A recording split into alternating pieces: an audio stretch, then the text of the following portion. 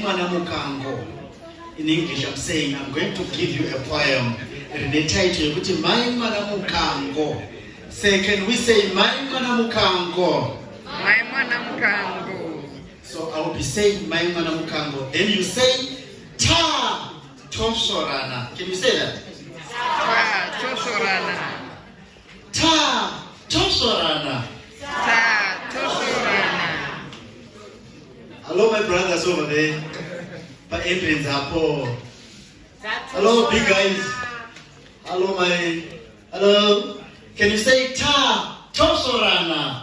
Ta tosorana. Yes. So if I say mwana mukango, you say ta tosorana, right? Fine. Use that one.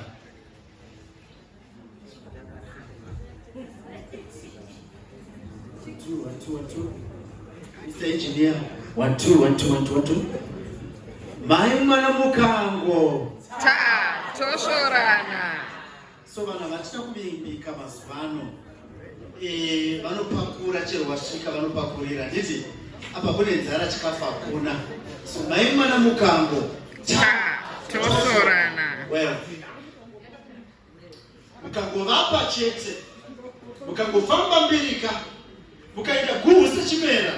Mukazikama nembiri yekupaa. Kupaa zvinokupa nemufaro. Kuti tichipavhurira kuchivavhurira. Mwana mukango. Ta tosorana. Mukangoti vasvika kuti kupauma wenyu mitiro. Kupakura zvokuzadza mitiro. Mukasagona kufuratira unokumbira. Mukasagona kudzungudza wenyu musoro. Mukasaziva gapura mambari pakuri kuivarata. Mwana mukango.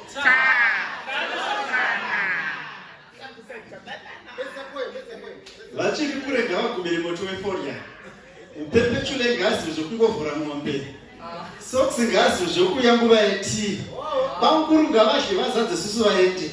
Sabhuku ngangogumira kudana musangano. Asi mwana mukango. Mukango ndingagokudii zvamusendi nemushonga. Dai ndandiri n'anga ndaizokukanga mukango asi ukango. Zvidzidzo zvese musango. Mwana mukango. Ta tosorana.